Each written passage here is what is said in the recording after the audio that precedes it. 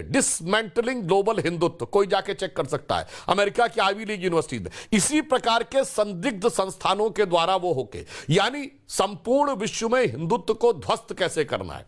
अब अगला चरण आइए, 2023 में और 22 में भारत में कॉन्फ्रेंस होती है तमिलनाडु में, इरेडिकेशन ऑफ सनातन धर्म, यानी हिंदू धर्म का समूल नाश कैसे करना है।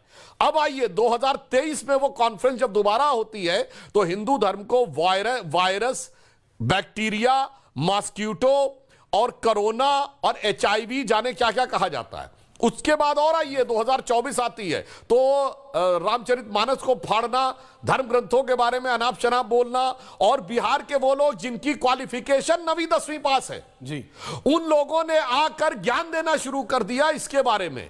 अब उसके बाद अगर आप आए तो आप देखेंगे कि कांग्रेस ने जिस प्रकार का स्टैंड लेना शुरू किया, राम मंदिर के खिलाफ बोलना, तब उसके बाद महाकुंभ के अगेंस्ट में बोलना। इसलिए मैं दर्शकों से कहता हूं, ये पूरा का पूरा जो बयान है ये सहज में, छटपटाहट में, राजनीतिक हार की बौखलाहट में अनायास निकले हुए बयान नहीं है। ये एक गंभीर राजनीतिक डिजाइन का हिस्सा है जिसके तार साथ समुंदर पार से जुड़े हुए हैं। इसीलिए मैंने फैक्ट के साथ, डेट के साथ सारी बातें कोट की है। आपका कोई दर्शक जाकर चेक कर सकता है, तब वो समझ सकता है कि चुनौती कितनी गहरी है। तो इन सब के लिए एक पंक्ति में कहना चाहूंगा कि जिस चीज पर हमें गर्व होना चाहिए उसमें भी ग्लानि की चीजें खोजते हैं, और वो भी विदेशी एजेंडा के तहत।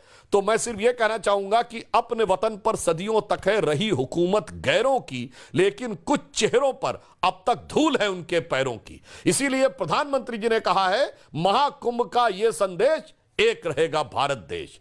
प्रधानमंत्री जी ने कहा, गंगा की अविरल धारा, न बटे समाज हमारा। मगर जो लोग समाज को बांटने का ख्वाब देखकर, टुकड़े टुकड़े में बांटकर, कट्टरपंथियों के एक टुकड़े के साथ अलायंस करके सत्ता के एक टुकड़े को पाने का ख्वाब देख रहे थे, उनके ख्वाब गंगा में बहते नजर आ रहे हैं। तो शायद उस छटपटाहट से गाहे बगाहे ऐसे बयान निकल के आ रहे हैं।